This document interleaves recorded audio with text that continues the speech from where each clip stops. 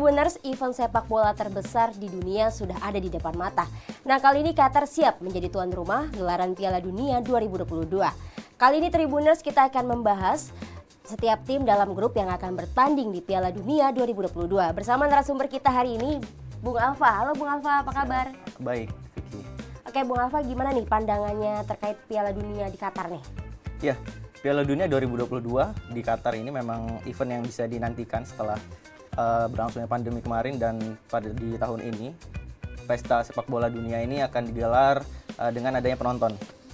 Tentu banyak yang menarik, hal-hal menarik seperti banyak pemain-pemain bintang sekaligus pelatih-pelatih ternama yang akan menjalankan Piala Dunia terakhirnya di Piala Dunia Qatar di tahun ini.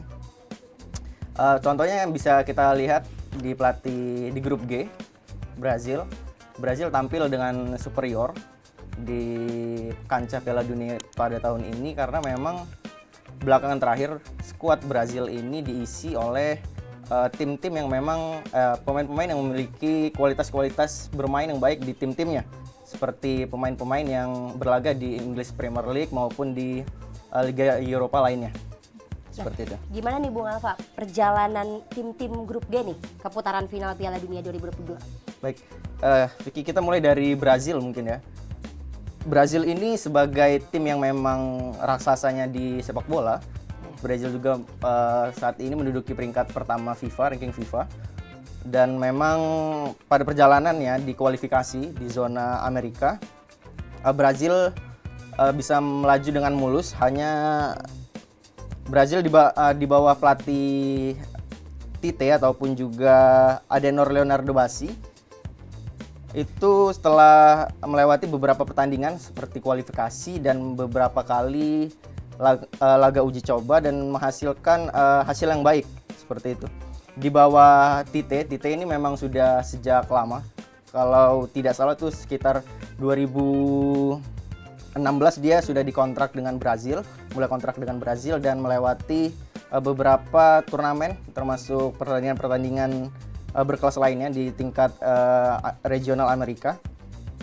Dan di bawah asuhan Tite, Brazil ini sudah memainkan 76 laga dengan hasil 58 kali menang, 13 kali imbang dan 5 kali kekalahan. Itu merupakan hasil yang baik untuk sekelas tim besar ya, tim seperti Brazil.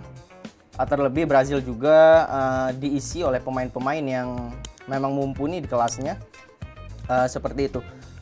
Dan kita lanjut ke Serbia. Serbia ini bisa dikatakan tim yang tengah-tengah, antara bisa dibilang dia memang diisi oleh pemain-pemain yang tidak terlalu mumpuni seperti Brazil, namun dia bisa melaju bebas ke Piala Dunia kualifikasi grup A zona Eropa dengan tergabung dengan tim-tim besar seperti Portugal dan Azerbaijan maupun Luxembourg. Pada saat itu di kualifikasi, Portugal adalah tim yang diunggulkan. Namun pada faktanya Serbia bisa mengalahkan Portugal di partai terakhir dengan skor 2-1. Dengan hasil itu Serbia berhasil masuk sehingga lolos ke putaran final Piala Dunia. Lalu kita beralih ke Swiss.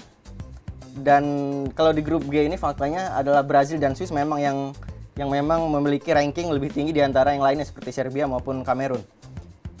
Swiss sendiri menempati peringkat ke-15 ranking FIFA saat ini, dan pada perjalanannya masuk ke putaran final, Swiss berhasil lolos ataupun juga memenuhi peringkat di atas juara Euro 2020 yaitu Italia. Dan dengan hasil demikian, Italia juga tidak lolos ke Piala Dunia 2022 kali ini. Itu justru yang sangat menarik di grup G ini karena peta persaingannya masih cukup merata kalau saya bisa bilang. Karena memang Swiss pada setiap tahun-tahunnya memang meskipun belum pernah lolos lebih jauh dari perempat final, dia memang selalu tim yang bisa memberikan kejutan di setiap Piala Dunianya. Lalu yang terakhir ada Kamerun. Kamerun ini dari kualifikasi Afrika. Kamerun adalah satu-satunya negara yang paling sering pentas di Piala Dunia dari zona Afrika. Kamerun itu terakhir lolos ke Aljazair setelah mengalahkan Aljazair di partai terakhirnya. Ya. Oke, Bung Alfa ini kalau melihat grup G ini kan ada Brazil, Serbia, Swiss, Kamerun gitu kan. Nah, mana nih tim favoritnya Bung Alfa nih untuk melaju ke babak 16 besar Piala Dunia 2022 ini? Baik, seperti yang sudah saya ulas sebelumnya, mungkin bisa dikatakan ada 2 tim ya yang akan lolos ke putaran selanjutnya. Iya. Yang pertama jelas bisa kita katakan Brazil ada di atas angin jika melihat peta persaingan lainnya. Brazil memang lebih diunggulkan maupun dari segi teknis ataupun non teknisnya. Kenapa saya bilang non teknis? Karena memang Brazil memiliki dukungan penuh dari warga negaranya maupun juga dari warga negara lain yang mendukung Brazil, karena memang Brazil bisa dikatakan seperti kiblatnya sepak bola saat ini. Justru dengan dukungan-dukungan seperti itu bisa kembali meningkatkan euforia semangat dari pemain-pemain Brazil untuk berlaga di Piala Dunia 2022 ini. Memang terlebih karena Brazil juga sudah beberapa kali gagal untuk melaju ke babak final Piala Dunia. Lalu tim kedua bisa saya katakan adalah Swiss. Kenapa Swiss? Karena memang Swiss pada perjalanannya itu cukup menunjukkan hasil yang positif, bisa dibilang seperti itu. Swiss bisa memulangkan Italia sehingga tidak bisa tampil di Piala Dunia, dan Swiss juga masih diisi dengan pemain-pemain yang memang menjadi tumpuan utama mereka setelah bertahun-tahun seperti Granit Xhaka maupun Xherdan Shaqiri. Dan di bawah pelatih Swiss juga yakni Murat Yakin, Swiss juga bisa dikatakan let's say meraih hasil yang cukup positif lah, walaupun meski baru melatih dalam waktu yang relatif singkat, yaitu Murat Yakin itu masuk ke Swiss bulan Agustus tahun lalu 2021 dan telah memainkan 13 laga, 13 pertandingan, dan dari 13 pertandingan itu Swiss meraih 5 kemenangan, 4 hasil imbang, dan 4 kali kalah. Jadi bisa dikatakan ya 2 tim itu untuk bisa melaju ke babak selanjutnya, tapi itu tidak menutup kemungkinan adanya tim-tim kuda hitam, bisa dikatakan seperti itu kalau Piala Dunia. Bisa itu dari Kamerun maupun Serbia yang memberikan kejutan, karena memang Piala Dunia itu banyak orang bilang tidak dapat diprediksi karena memang jalan pertandingan maupun prakteknya di lapangan tentu tidak hanya tentang sepak bola tapi juga tentang bagaimana mentalitas pemain di lapangan seperti itu. Iya. Oke, ini kalau melihat pemainnya nih, mana pemain pembeda nih, sosok pembeda gitu di tim grup G ini? Iya, kalau untuk pembeda dari grup G cukup banyak ya nama-nama istilahnya yang bisa dikatakan baru muncul di Piala Dunia ini, yang memang padahal sebelum-sebelumnya sudah sempat mentas bersama timnya di negaranya. Seperti itu. Seperti bisa dikatakan seperti Brazil. Brazil ini memiliki 2 kiper yang memang menjadi tumpuan untuk timnya saat ini, seperti Alisson Becker dan Ederson yang masing-masing bermain di Liverpool dan Manchester City. 2 kiper ini justru terlihat menarik karena memang peta persaingan di grup G pasti akan mengandalkan serangan-serangan tajam seperti itu, dan tidak terkecuali kiper dari timnas Kamerun, yaitu Andre Onana yang saat ini bermain untuk Inter Milan, dan bersama Inter Milan juga Andre Onana bisa menunjukkan hasil yang positif sehingga Inter Milan untuk saat ini masuk ke babak selanjutnya Liga Champions 2022. Dan selain pemain-pemain yang telah saya sebutkan seperti kiper tadi, ada nama-nama pemain seperti yang berposisi sebagai gelandang, baik dari setiap timnya maupun pemain-pemain dari, bisa dikatakan seperti merata lah kalau untuk bagian yang mengisi lapangan tengah dari keempat tim ini.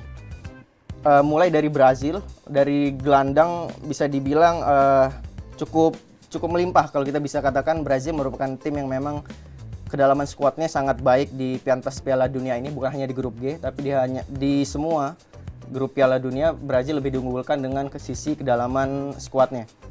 Gelandang-gelandang yang dimiliki Brazil saat ini memang tampil di liga-liga top Eropa seperti Casemiro ataupun juga Lucas Paqueta.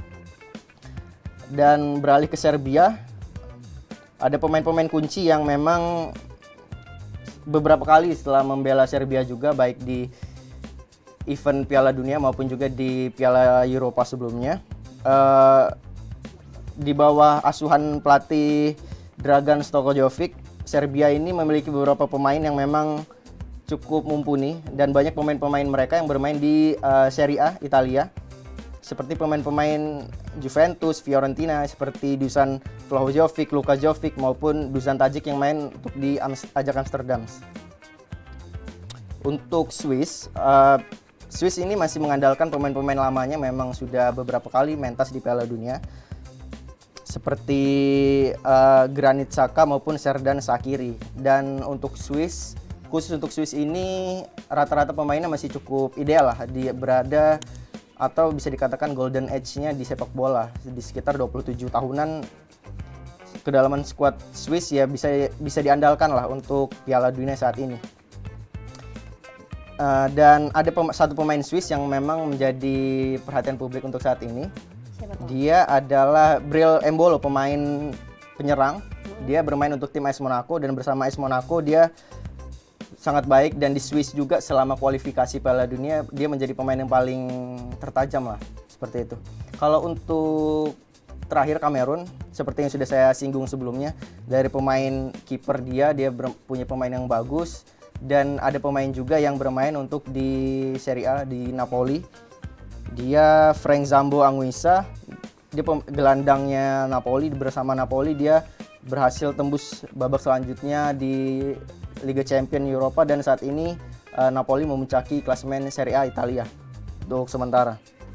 Dan ada juga satu pemain yang memang banyak menjadi perhatian publik karena dia bermain untuk di Lyon. Dia adalah Toko Ekambi, penyerang juga, dan dia tampil cukup eksplosif bersama timnya di Lyon. Gitu, Vicky.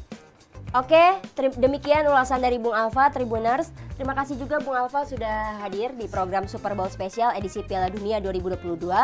Saya Vicky, pamit undur diri dan jangan lupa terus saksikan Super Bowl Spesial edisi Piala Dunia 2022.